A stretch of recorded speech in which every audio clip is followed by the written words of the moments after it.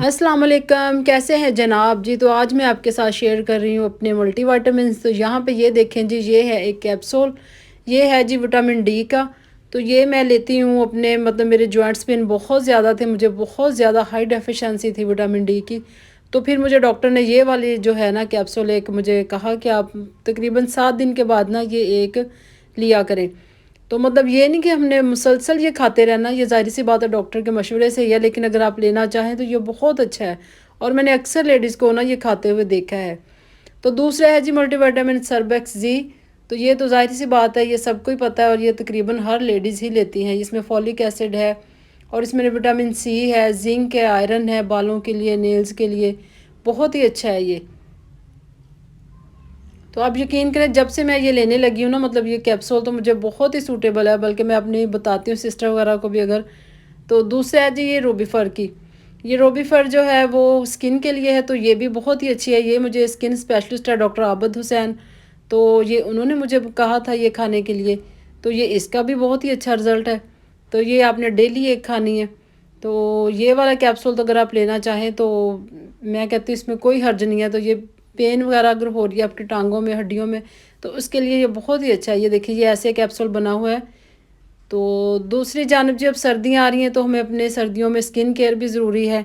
तो इसके लिए मैं घर में तैयार करती हूँ, ये देखें, ग्लिसरीन, लेमन और इसके साथ रोज़ वाटर। ये देखें, यहाँ पे मैंने ग्लिसरीन मंगवा ली है।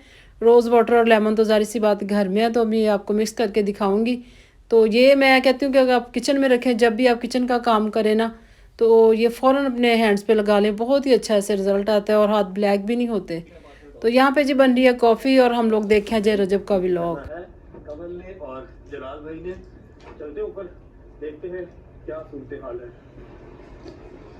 जी अस्सलाम वालेकुम। क्या हाल है? थोड़ी सी आवाज़ अपनी सुना देना, फिर आपका चेहरा भी करते हैं। ये ठीक है। जी, तो ये है जी, जैसे सब जानते हैं यूट्यूबर रजब भट्ट। तो शाम का टाइम हो, रजब भट्ट का व्लॉग ना देखें ये तो हो नहीं सकता, बच्चे बहुत शौक से देखते हैं। तो इसके साथ ही जी बेटी ने बनाई थी स्पैगेटी, वो खा रहे हैं हम लोग। तो बस फिर ये दूसरे दिन का है। ये दूसरे दिन मैंने सालन बना रही हूँ यहाँ पे। तो सालन में जी आज बन रहा है चिकन। तो बस आप यकीन करें कि ये डेली का यही प्रॉब्लम है हम लेडीज़ का कि आज क्या पकाएं क्या पकाएं। तो फिर बस थोड़ा सा मेरे पास चिकन पड़ा था, तो मैंने कहा यही ना आलू डाल के तो दोपहर का इसी से गुजारा करते हैं, फिर शाम को देखेंगे। क्योंकि फिर अगर दोपहर को बना लें फिर शाम को मसला है कि शाम को बच्चे ज़रा कम ही खाते हैं। तो क्योंकि दोपहर को ही ज़्यादा अच्छा लगता है और हमारी शुरू से ही रूटीन है ना कि दोपहर को ही खाना हमारे ना फ्रेश बनना है। यहाँ पे जी प्याज ब्राउन हो रहा है। प्याज ब्राउन होने के बाद मैंने लहसुन, अदरक और सब्ज़ मिर्चें पीस के वो डाल दी है।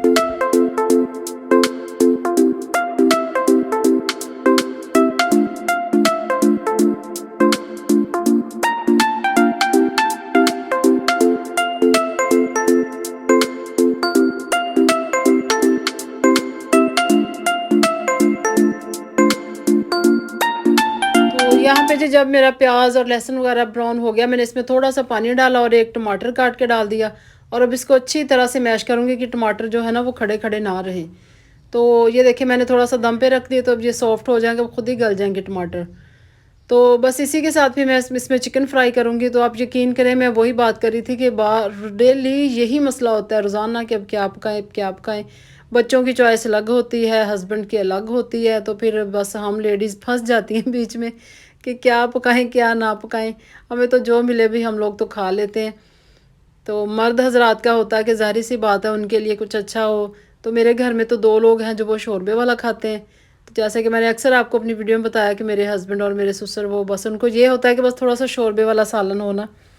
फिर मेरे लिए बड़ा मसला बनता है कि बच्चों के लिए अलग और उनके लिए अलग ना कुछ करना पड़ता है। तो यहाँ पे जी मेरा चिकन भी देखें फ्राई हो रहा है। इसको अच्छी तरह से उसी ऑयल में मैंने ना फ्राई करने के बाद फिर इसमें मैंने डाला, पिसी हुई मिर्चें डाली हैं। तो मैं ना लाल मिर्चें बहुत कम डालती हूँ, तो मैं लहसुन अदरक के साथ ही सब्ज़ मिर्चें पीस लेती हूँ। और फिर एंड पे मैं ना थोड़ी सी इसमें ब्लैक पेपर डाल देती हूँ। तो जो लाल मिर्च है वो बहुत कम डालती हूँ। तो देखिए, यहाँ पे मैंने मिर्चें डाली हैं, हल्दी डाली है और थोड़ा सा नमक डाला है और पिसा हुआ भुना हुआ सूखा धनिया।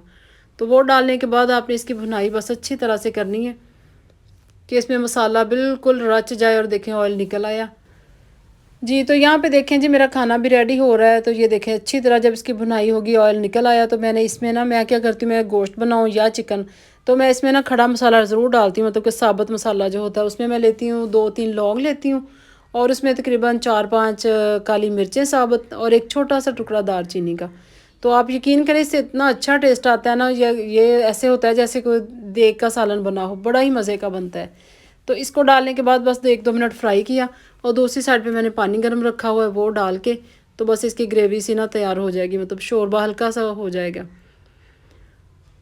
फिर जी इसके बाद आज एक महफ़िल पाक भी है, पंजतन पाक की महफ़िल। अक्सर मैंने आपको अपनी वीडियो में बताया है ना कि हमारे एरिया में हम लेडीज़ जो मिलके हैं ना, वो महफ़िल करवाती हैं। तो आज जी मेरी बहुत ही अच्छी एक फ्रेंड है उज़मा, आज उनके घर महफ़िल है।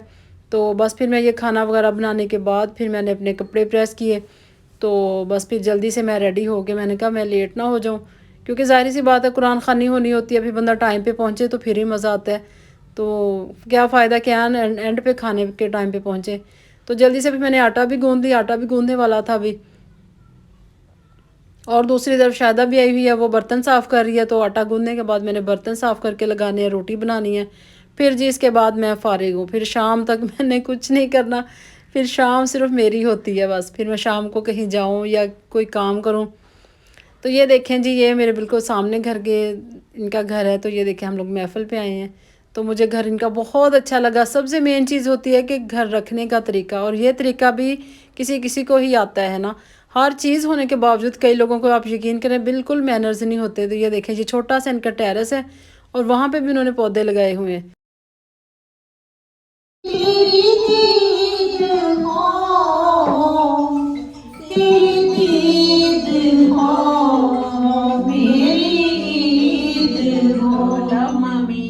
तुझे जिसने देखा हजार बार, तुझे जिसने देखा हजार बार, उसे फिर भी तृष्णा लगी रहेगी,